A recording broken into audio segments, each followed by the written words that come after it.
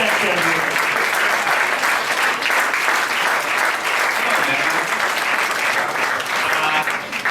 I bet you my week was weirder than your week.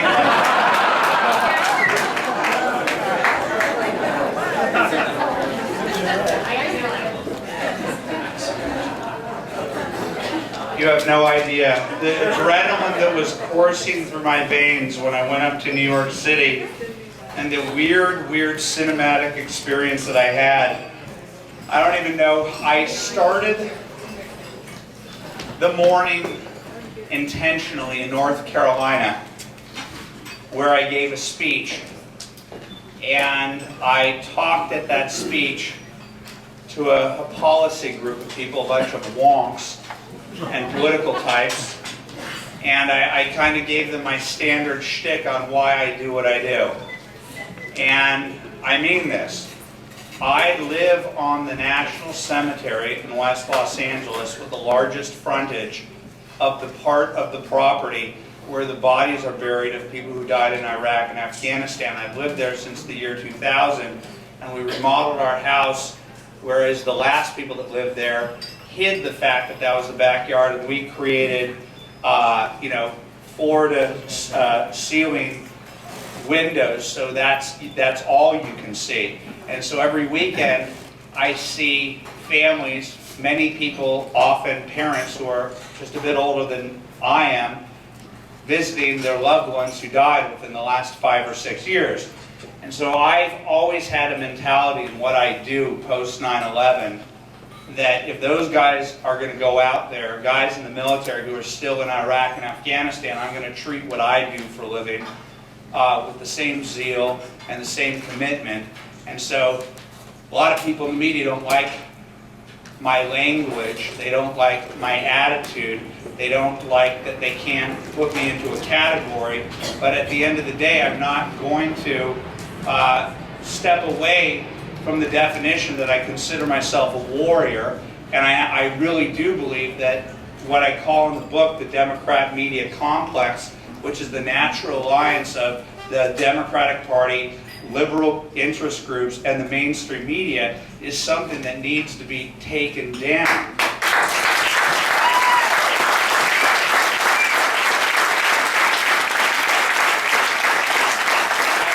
And so I made that speech, and a hulking, larger-than-life, Superman-like guy comes up to me afterwards, all by myself, and says, I want to thank you for what you do. Don't, for a minute, know that there aren't people out there that don't appreciate what you do. And it was Tommy Franks. And because I had told that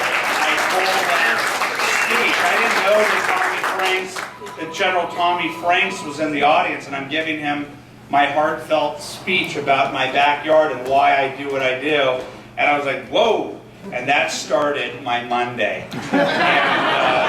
And so I got on the plane to New York with adrenaline already going through my veins, because I wanted to call up all my friends and say, guess who I talked to? And guess who I took a picture with in North Carolina, the Tommy Franks. It was beyond invigorating. And so on Sunday night, the night before, we had devised our strategy.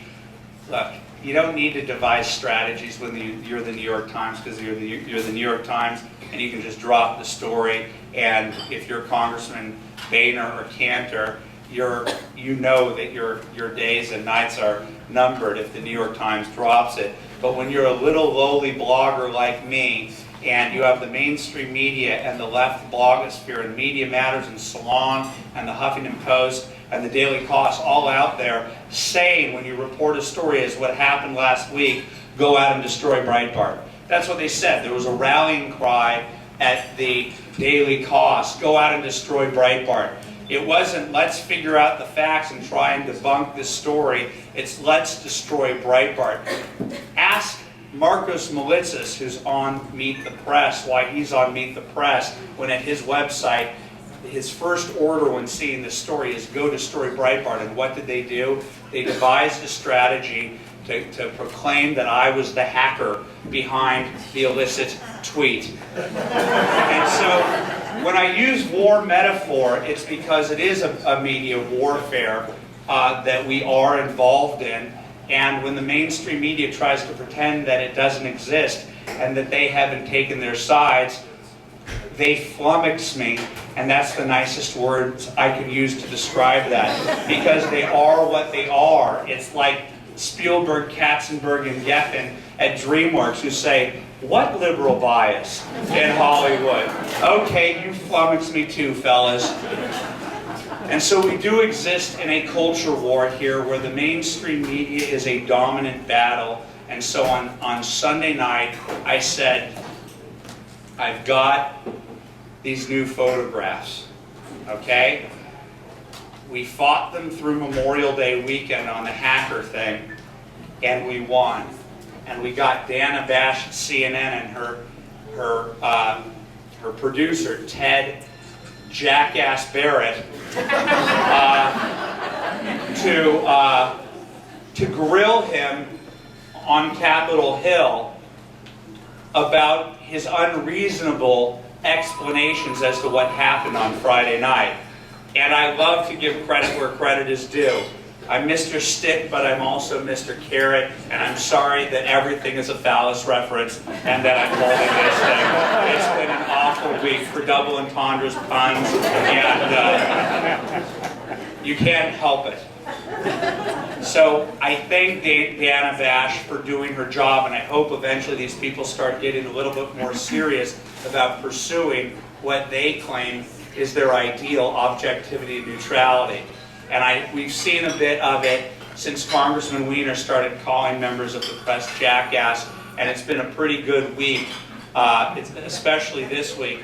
But had we not had those next set of photographs, it probably would have ended in a tie, where one side would have said Breitbart was the hacker, and the other side would have said, oh, of course he tweeted it. And they would have moved on, and Pelosi would have said, you dodged a bullet there. And I knew that we needed more, and what very few people know is that before the Friday night of the 27th, when I received that tweet out of the blue, in which I clicked on it and I looked at my laptop and I was like, what is this? And I don't know what the over and under was on average, but it took me about 9 seconds to go, I know exactly what that is. And 7 days before that, this is just too bizarre. This is why I don't believe the number 6. There are only 6 women. All right. Because I stopped it. I stopped because I'm compulsive about sending my erection to women around the country, but it stopped at 6. That's where I draw the line. And anyone that thinks that I would go to 9 is crazy. And so I can't believe, because lawyers must have said, did you really just say 6? Because I think we woke up today to a new gal from Georgia, and there's, okay, I'm not going to speculate because I'm a journalist,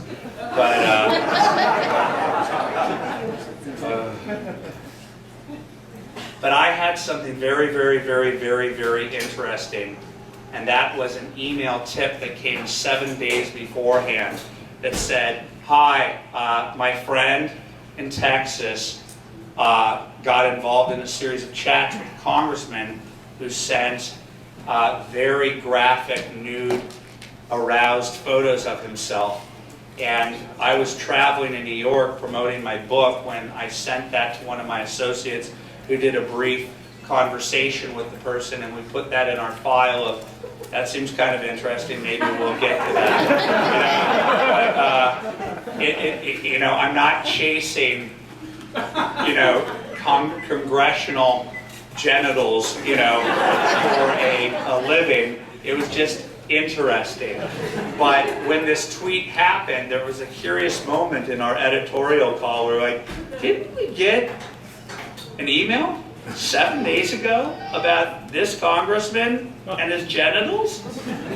Yeah, we did. And so we called that person on Friday night, very late. The person lived in Texas, and we probably called around 1 o'clock and went to a voicemail. I would have said, I'm sorry. This is pretty inappropriate, but there's a pretty interesting breaking story out there about the genitals of a congressman, and that is, according to Letitia Baldridge, one of the reasons you're allowed to wake people up. I asked. She's still alive.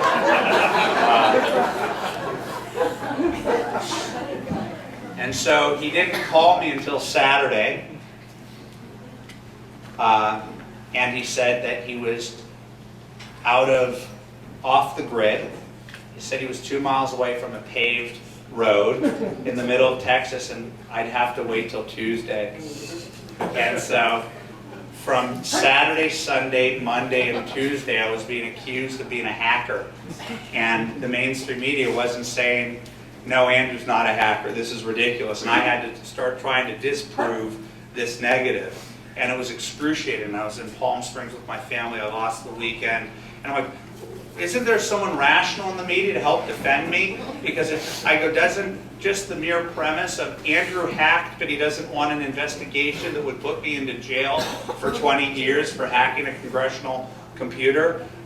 Isn't that contradiction? Isn't that paradox relevant to the mainstream media? No, I had to fend and fight for myself, which caused me to go into a rare state of bronchitis and flu or whatever it was. I am an ox. I do not get sick. And I'm just trying to fend off this entire media, deluge. And I talked to the guy finally on Tuesday, and he seems like, okay, I think I'm going to get her to come forward. And then he went radio silent for all night Tuesday, Wednesday, Thursday, and Friday, and I'm starting to see that even though it's obvious that he's lying and that we're going to get into this 50-50 battle, like what you think about Bill Clinton back in 1998, the split in the country, and to me that's not good enough. I want to vanquish my prey. On Friday afternoon, sorry, Susie, because I said next weekend I'll make it up for you. I get a text message from the gal in Texas, and she said she didn't like what she was seeing out there and how he was denying all this stuff. And she said, I'm going to do it. I know that they'll probably come after me because that's what they do, but I just want to do it because it's the right thing to do. And I said, well, I'll walk through fire with you because that's what I do with Hannah and James and Lila Rose and anyone that comes to me, any of these young heroes out there, these young patriots and that feel the need to stand up to corruption and to corrupted power. That's why they come to me, because they know I like a good fight. And I think that at that moment I realized we have a pretty good package, as it were, to present to the American people on Monday in a particular way that I enjoy, which is the drip, drip, drip. And so after the Tommy Franks invigorating speech, post-speech moment, I get on the plane realizing I'm not going to be able to obsess on the one-at-a-time release of the photos and watching the progress of the tension build in the media. And so when I landed at LaGuardia, my phone was ringing off the hook from the mainstream media. I had caught their attention. And that's what I like to do. It's fun. And I'll read my book. It teaches you how to do it. It's totally mischievous fun. And I'm sorry, it's allowed to be. It's allowed to be. It's not... Woodward and Bernstein never, at least in the movie, never smiled. You're allowed to smile. You're allowed to have fun setting traps for these corrupt bastards. And, so the idea was to start off with the most seemingly innocuous one, and that was the one where that said me. Does anybody know what the me was about? Is that the girl was like, oh my God! I'm talking to a congressman. You know, is that really you in your congressional building? Yeah, it's me. Prove it. Me. And he sends the picture on your dime. You know, that's what he's doing. He's pre-sexting on your dime. It's so cool. That's constituency outreach. And so the second one seemed sublime. It was him with his hairless or with his long-haired cat sitting there with a come-hither look in like a post-shower sweater. You know, it was just like a weird, creepy, you know, Bailey's Irish Cream sort of moment. Self-moment. You know, one man, one cup, you know? Oh, sorry. That you even know it, it makes you the sick one.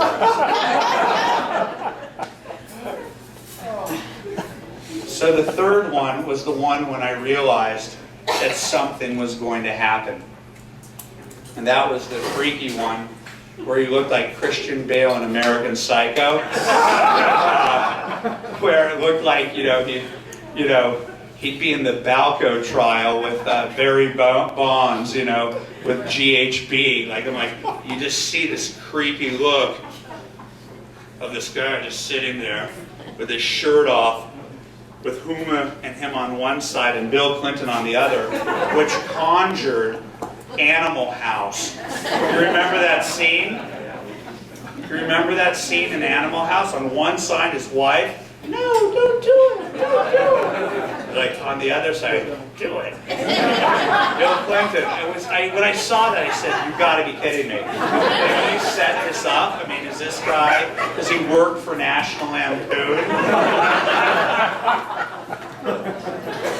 And then we found photos because we had his email, and we took his email and we went into Google, and we found a repository that's password protected for where he apparently keeps the storage of all his online photos.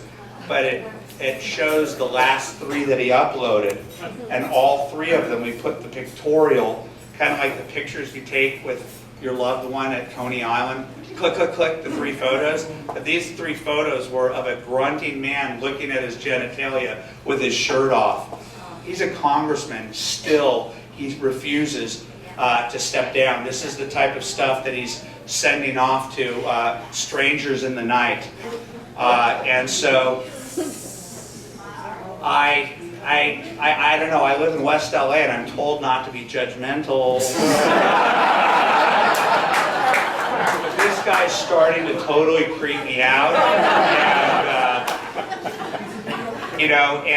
And I hate to grade people on their private fantasy lives, but it didn't seem like he was much of a giver. It was like giving photos, homoerotic photos, where all he wanted was the girl to say, "Holy crap, you're in really good shape," not to get the girl to say, "Well, do you like me? Do you want to cuddle me? Do you think I'm pretty?" I'm talking, this is the most world-class narcissist I've ever seen in my entire life. I don't know why you're getting... And so, let's just cut to the chase. I'm driving into town. Marsha Kramer, the one who was kicked out of the office, calls me up and says, "I want to interview." And I said, "I want to be interviewed by you. You were the heroic one that got kicked out of his office trying to do an interview with him." I said, "I'll talk to any reporter that's dogged in the pursuit of truth." And so I get there and I'm excited to have my fateful moment with the courageous reporter, because I'm thinking in Hollywood terms, in the cinnamon, who's going to play me? And I'm like, because I can see this moment playing itself out, and I go there and she's not there, and I'm like, that doesn't happen in the movie. And then I'm looking around like a lost boy, and I go, "But where's my Marsha?" And I get a text that says, "He's called a press conference." And it's at the Sheraton at 53rd and 7th. And I'm at the Crown Plaza at 49th and Broadway. And I just started walking. I didn't even think. And I just started walking towards that building, and all I could think about was, I need to get my BlackBerry charged because it's the red zone. I was like obsessed. I'm like going, oh my God, what if it goes into low battery, can't radio usage mode? You know that mode? That freaks me out. I go into a psychic, blender, and I don't know what to do. And so I walked into the building, and all I could think about was, I need to find an outlet in the ballroom. And so I walked in with my head down. I didn't want anyone to notice me, so I could find an outlet. And so I walked, I found the outlet, I put it in, and I look up, and there are 60 reporters surrounding me. And I'm like, there's my movie scene.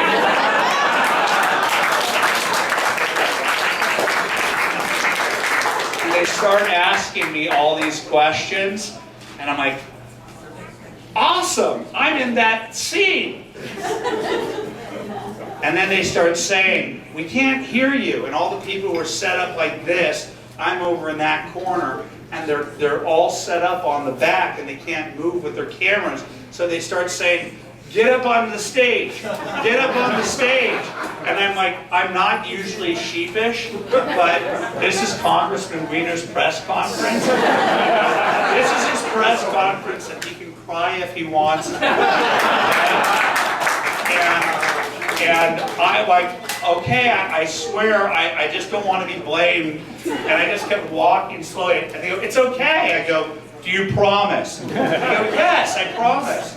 And so I got up to the stage, and I just started taking questions. And it was 13 minutes of questions. And I just did what I do. I answered the press, and I throw back the facts in their face because they have a narrative of me that's precisely the opposite. It's the one that the Daily Kos, Salon, and the Huffington Post, and ABC News, and all of them want you to believe. And I'm more than willing to debate any of them, anytime, anywhere. And the high point was, okay guys, you're asking me all these tough questions. Name one lie I've ever said. Name one lie. I'll debate it right here. That's a pretty in-your-face, what if one of them started grilling me right there?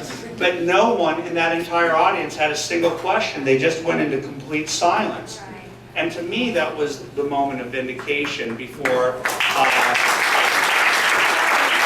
the press wants to do drive-by attacks on me and Rush and Palin and Bachmann and Kane and all of the conservatives out there that stand up for what they believe in. Oh, they like to accommodate the accommodators, but those that stand up for what they believe in are attacked. So I thought that was the best moment of it, but in my mind, I'm thinking, but they're editors, and they're not going to cover any of the things I said, even though they probably had the cameras running, just for posterity, so that they can have it for stock footage, and they'd probably show me not talking on the air. And Breitbart would appear there, and he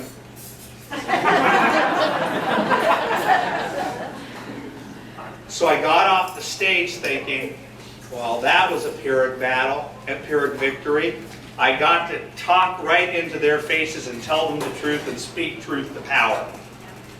And then I got off the stage, and my phone is ringing off the hook, and a producer from a major network says, why did you do that? I said, why did I do what? Why did you break into, why did you do that? Go up, and it was live on every network. No, it wasn't. It was. And Sean Hannity calls, he goes, hey, Breitbart, we want to have you on the air. You were just live on the radio and on TV. I go, no, I wasn't. And people started to go, Andrew, you should do this for a living. You were so calm, cool, and collected. I said, yeah, it's because I didn't know that I was on live television.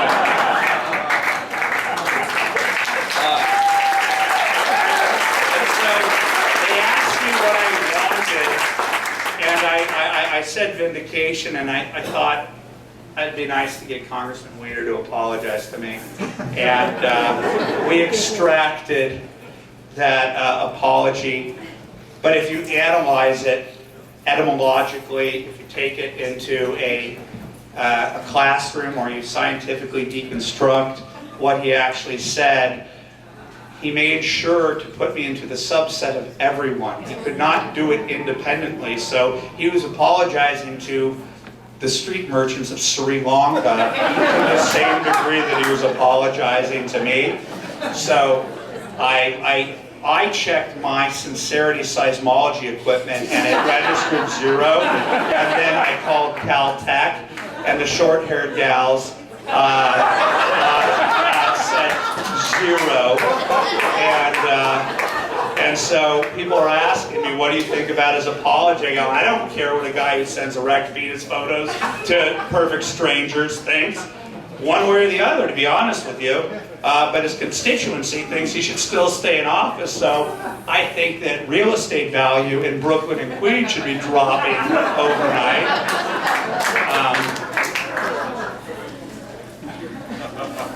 So anyway, everything went perfect, and then I went on the Opie Anthony show, and then they screwed me over, and everything wasn't perfect in my cinematic, Molly Ringwald perception of, sitting there with the birthday cake and the candles, and I regret that the photo got out there through those nefarious means, but I am not publishing it, and I'm not putting it in its more graphic form, and I guarantee you if the photo that I had got out there in its high-resolution form, Nancy Pelosi would put on her running shoes, run up Nob Hill, jump on an airplane, go to New York City, and say, get the hell out of this house, because it's the most lurid, disgusting, I cannot believe it type of thing, and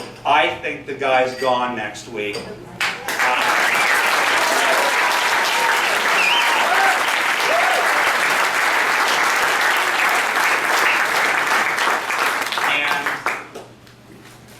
That's my story, and that's what I did over my first week of summer vacation. And, do I have to write an essay on it? I mean, it's kind of fun. I know you're not. I know, like, if you're Tom Brokaw or you're Peter Jennings or those people, you're not supposed to have fun doing what you're doing. But in the process of doing what I do, I meet people like you who make me feel like I'm not the only crazy person in the world that thinks that there is a right and a wrong, that there's an up and a down, that moral relativism is crazy. Social engineering of a children's mind. It's like, let's go back to 1998 and it's just about the sex. How'd that work out for our junior high school kids? So, I'm your accidental culture warrior, secular Jewish dude from the west side of LA, just trying to do what's right for the country, and I appreciate that you would have me here. Thank you.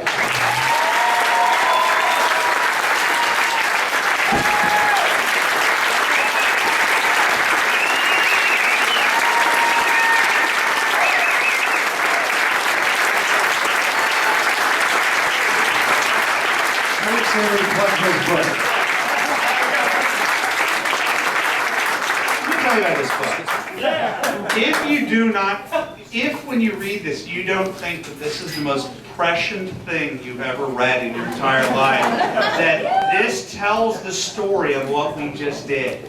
I tell you that this is how the media is going to react. This is how the Democrat media complex is going to react. These are the tools. You have to be confrontational. You have to be in their faces. You have to come up with schemes to get them to notice the story, and then you win by the facts. And you just don't back down to them. And I pray to God this Republican establishment learns from this. They won't. They won't. They won't. I pray to God, because the quality of candidate we need is one that doesn't send photos to constituents like that, and that when one of their colleagues does, they stand up on a chair and they say, get this guy out of here. And I'm not seeing enough of that. We need to reinforce what is right and what is wrong, And I was a liberal when I was told that Clarence Thomas couldn't sit on the Supreme Court by a bunch of doughy, white, liberal men who said that he said once that there's a pubic hair on a Coke can, and the feminist movement and the mainstream media said it was the worst thing that ever happened in the history of sexual politics. I said, what the hell are you talking about? And where is the National Organization for Women now? Where are all these hypocrites? You cannot see that this is about law. They can care less about women. They can care less about people of color or race or whatever the hell you're supposed to call people, your fellow American, because they have a different hue. God, I hate these people. Thank you very much.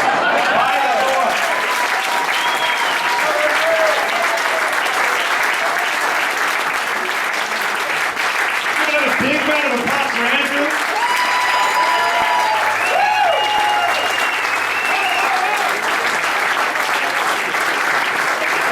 As Bill Wells says, Andrew is the only one coming back with scalps right now.